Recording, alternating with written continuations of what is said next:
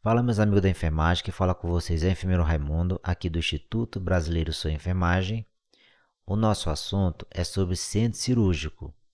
A nossa aula de hoje vai ser sobre a classificação das cirurgias, que é um assunto, pessoal, assim, muito importante para quem trabalha no centro cirúrgico, quem pretende trabalhar no centro cirúrgico, quem trabalha ou pretende trabalhar também na sala de recuperação pós-anestésica, numa clínica cirúrgica, precisa entender a classificação das cirurgias.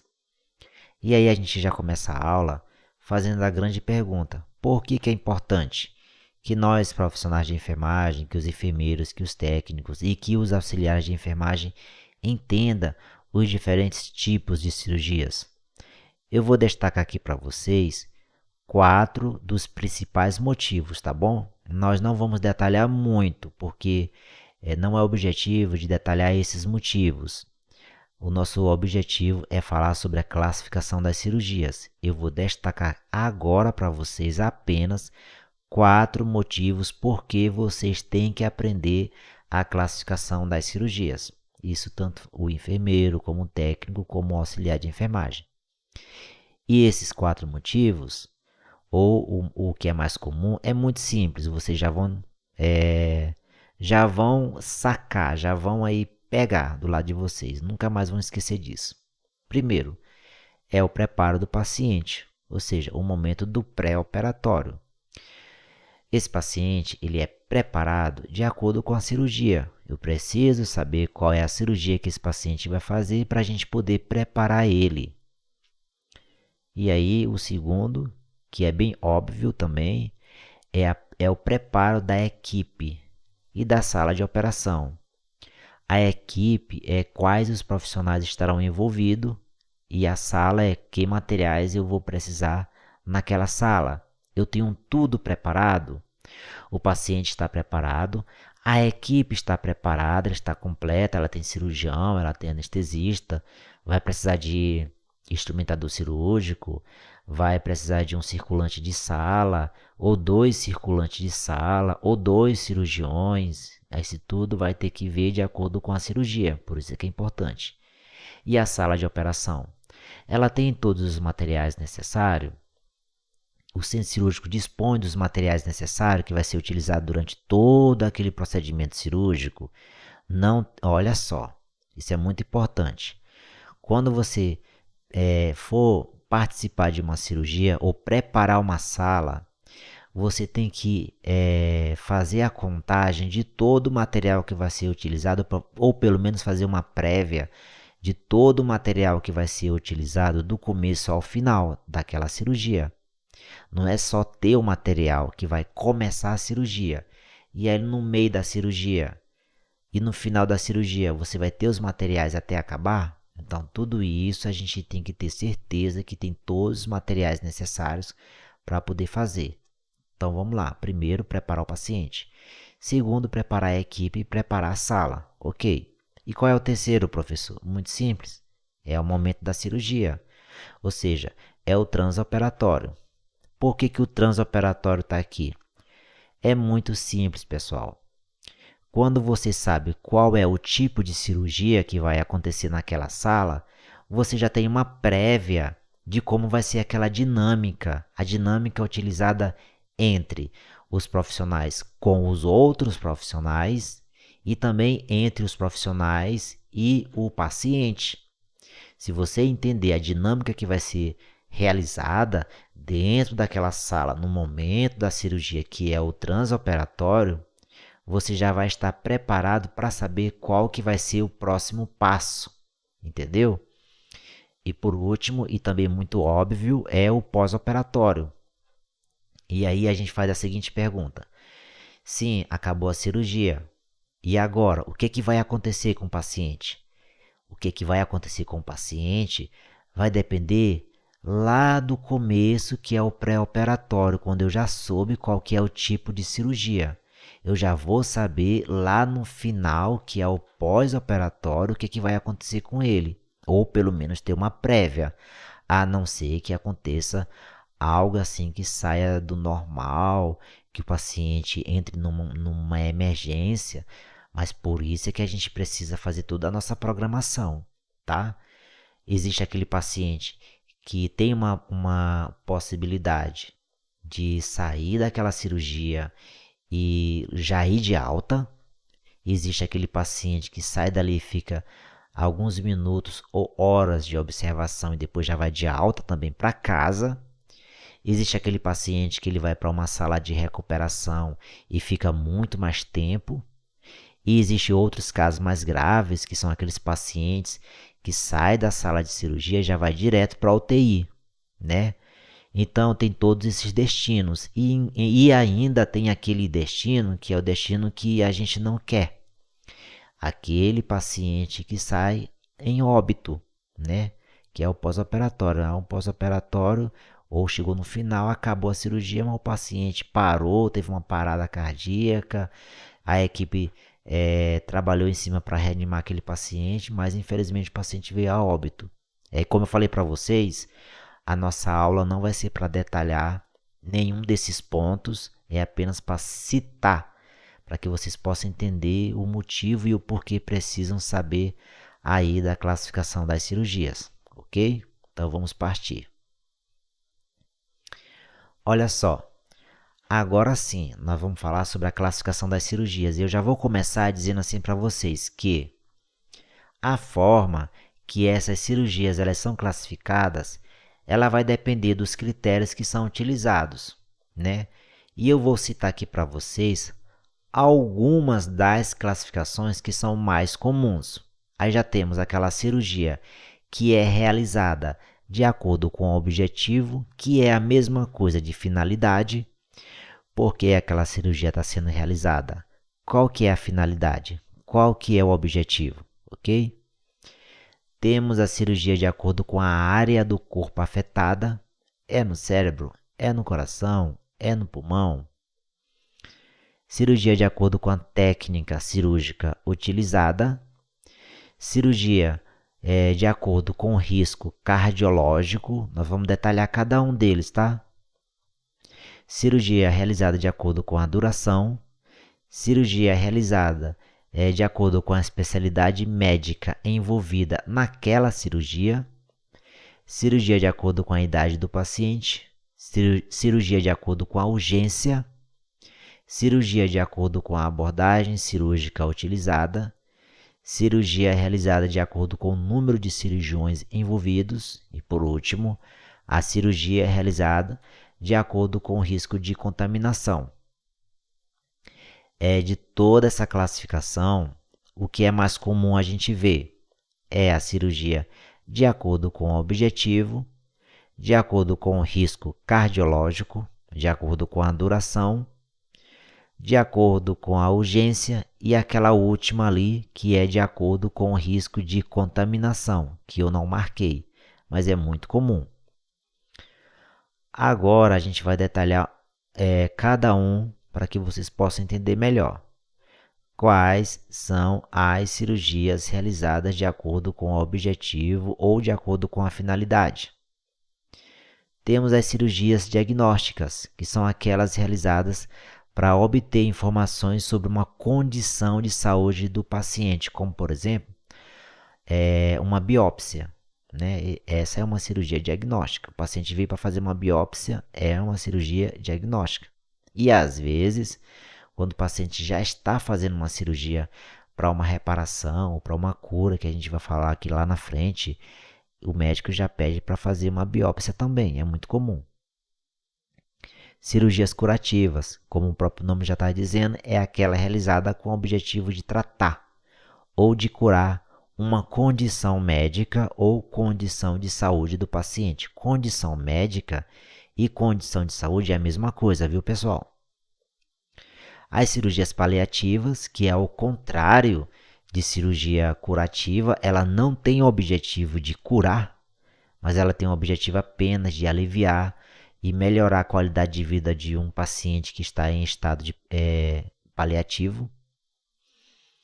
As cirurgias preventivas, realizadas para prevenir o desenvolvimento de uma condição médica, como por exemplo a remoção de uma mama saudável em caso de alto risco de câncer de mama. Agora, as cirurgias de acordo com a área do corpo afetada. Essa também é muito fácil. As cirurgias cardiovasculares, realizadas no coração, nos vasos sanguíneos.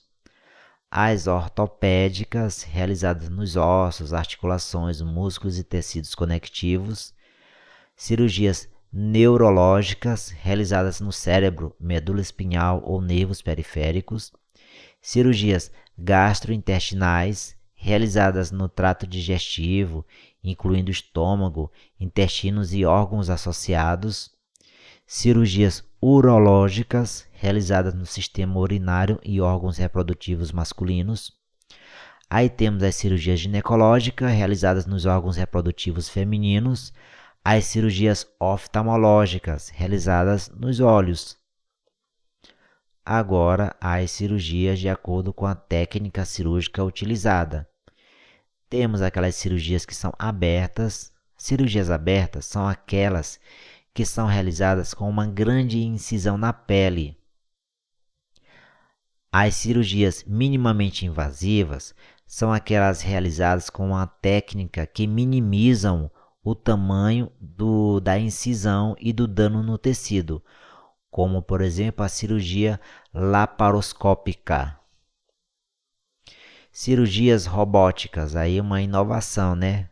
Realizadas com a ajuda de um sistema robótico controlado por um cirurgião. Agora, as cirurgias de acordo com o risco cardiológico.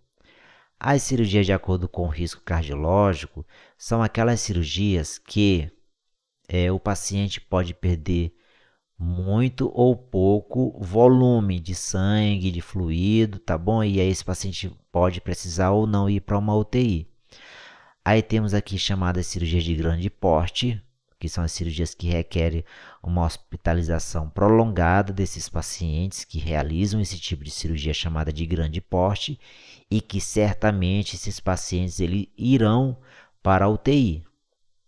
Se o paciente der entrada no centro cirúrgico e você saber que esse paciente vai fazer uma cirurgia de grande porte, pode acionar ou esteja ciente de que ele vai precisar de uma hospitalização prolongada e de cuidados intensivos, tá? Cirurgias de médio porte são aquelas que geralmente, olha só a palavrinha aqui, geralmente não requerem hospitalização prolongada e nem cuidados intensivos. Aí vai depender da cirurgia. Tem cirurgia que não precisa, essas de médio porte, mas tem cirurgia que sim. E as de pequeno porte são aquelas cirurgias ambulatoriais que permitem que o paciente retorne para casa no mesmo dia. Essa é muito boa, né? Então não é um paciente grave. Aí você já deve perceber pelo nome. Agora, as cirurgias de acordo com a especialidade médica. Deixa eu mostrar aqui para você a cirurgia de acordo com a especialidade médica. Essa também aqui é muito fácil. As cirurgias torácicas, que são aquelas realizadas no tórax, como por exemplo a remoção de um pulmão, a reparação de uma válvula cardíaca. As cirurgias oculares, realizadas nos olhos, como a cirurgia de catarata ou a correção de visão a laser. Cirurgias de cabeça e pescoço, realizadas na cabeça e no pescoço, como por exemplo a remoção de um tumor da tireoide ou a reconstrução de um maxilar. Cirurgias plásticas, realizadas para melhorar a aparência física, como a cirurgia de implante de mama ou a cirurgia de nariz, como por exemplo. Cirurgias de transplante, realizada para transplantar um órgão, né? Como todo mundo sabe, que é de um doador para um receptor. Aí temos a cirurgia de transplante de rim, de fígado, de coração, né? Eles estavam falando aí, ainda não tiveram sucesso a de cabeça. Vamos ver se a nossa tecnologia vai conseguir fazer essa cirurgia de transplante de cabeça. De acordo com a idade do paciente, essa é muito fácil. Temos as pediátricas e as geriátricas. As pediátricas é aquelas realizadas em bebês, crianças e adolescentes. As geriátricas realizadas nos idosos. De acordo com a urgência, também é muito utilizado, como eu falei para vocês. Aí temos as eletivas, que são aquelas que são planejadas com antecedência. As de urgência são aquelas que requer pronta atenção e devem ser realizadas no período de 24 até 48 horas. Aí temos as cirurgias de emergência, que são aquelas que devem ser realizadas imediatamente, como as cirurgias de apendicite, cirurgias de trauma, né? Apendicite, dependendo da situação, ainda pode aguardar de 24 a 48 horas, mas aí vai depender se ela está sulfurada ou não. De acordo com a abordagem cirúrgica utilizada.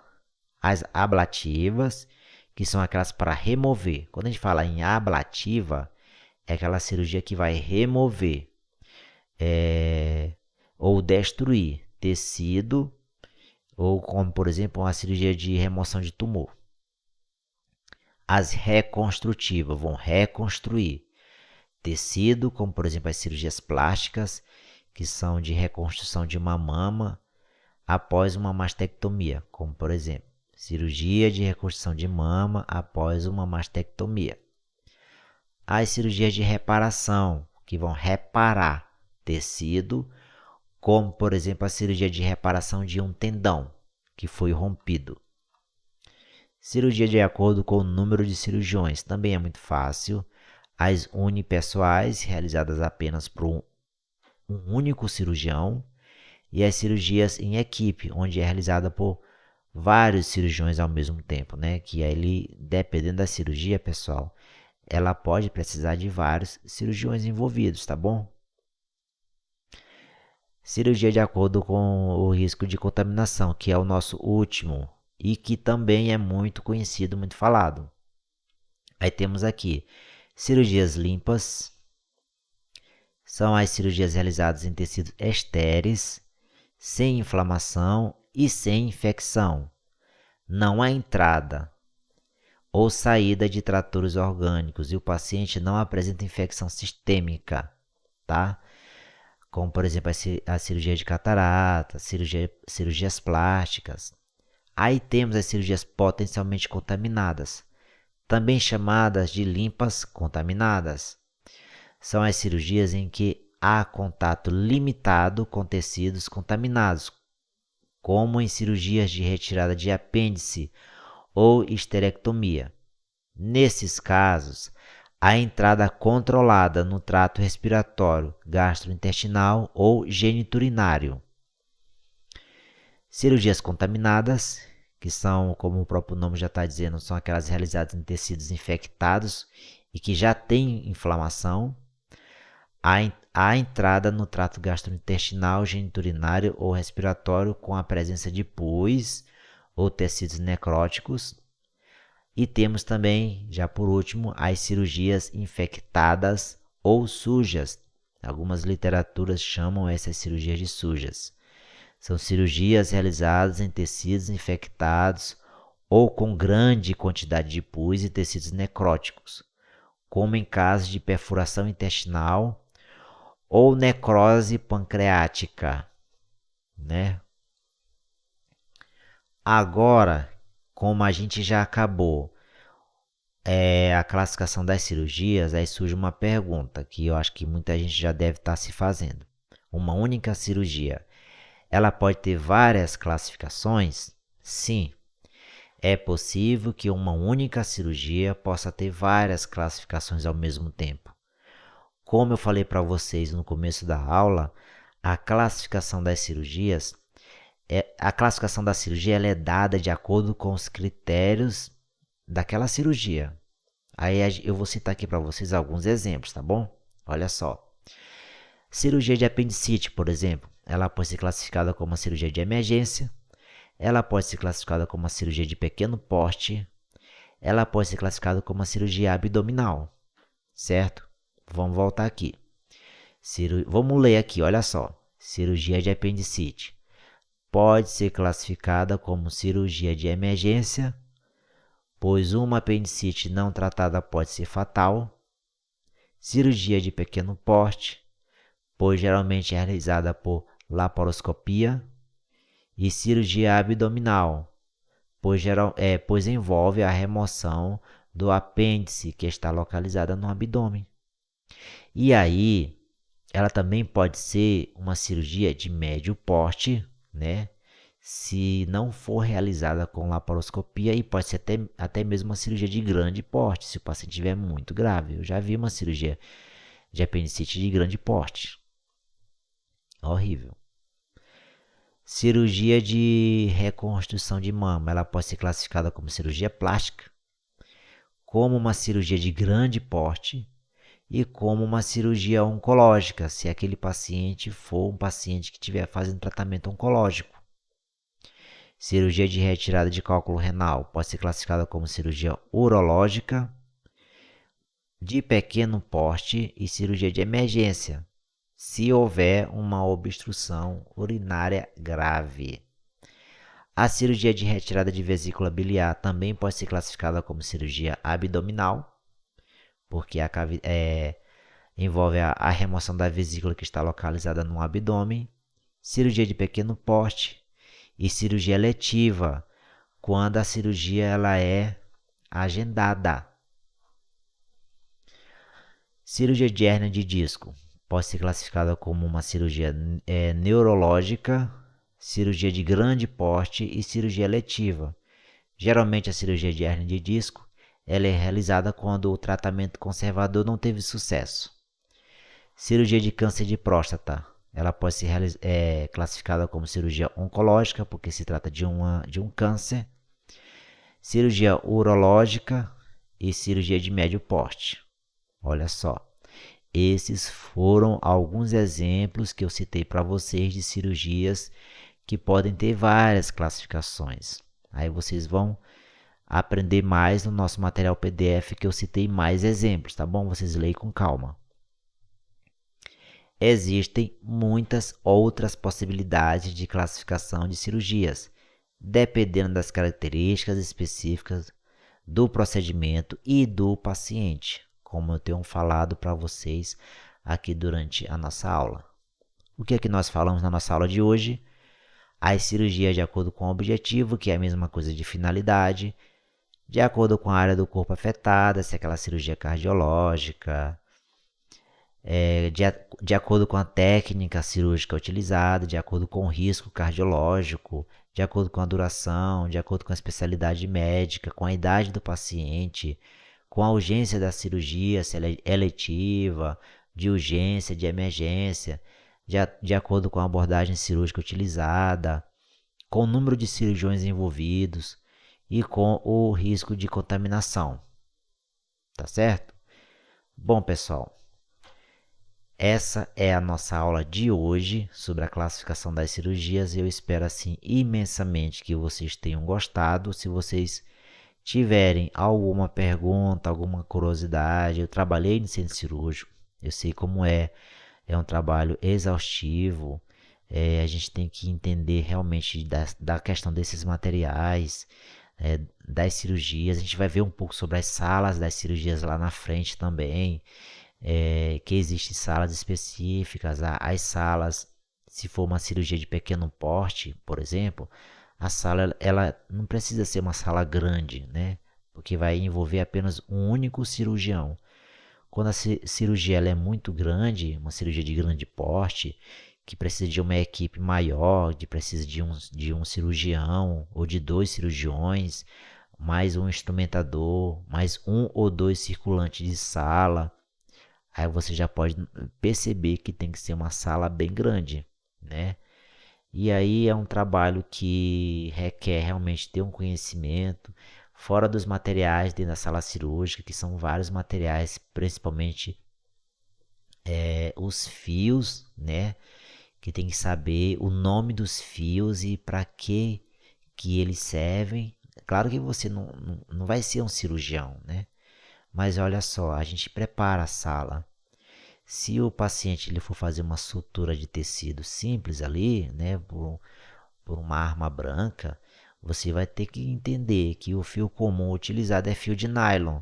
E aí, de acordo com a lesão, com o trauma, o médico pode utilizar um fio tamanho. Aí tem um tamanho de 0, 1, 2, 3, 4, 5. Aí você tem que entender, tem que ter uma noção. Aí, geralmente a gente coloca dois tipos, dois tamanhos de fios diferentes. Mas quando você já sabe que é aquele tipo que vai ser utilizado e quando você não sabe. Então é um trabalho assim que requer muita atenção, porque depois que o paciente está ali na sala de operação, o cirurgião já está ali, já está tudo ali, e aí falta um material, aí atrasa a cirurgia, né? E dependendo da situação do paciente, pode até agravar. Isso fora as situações que o paciente acaba tendo que ter uma intervenção, porque o paciente ele teve um choque hipovolêmico, ele teve uma parada e tem que ter tudo ali naquela sala, né? Então, eu espero poder contar um pouco mais para vocês a respeito disso, conversar um pouco com vocês a respeito disso, mas por hoje é só, tá bom? Eu espero aí o comentário de vocês, eu agradeço muito, até mais então, tchau, tchau.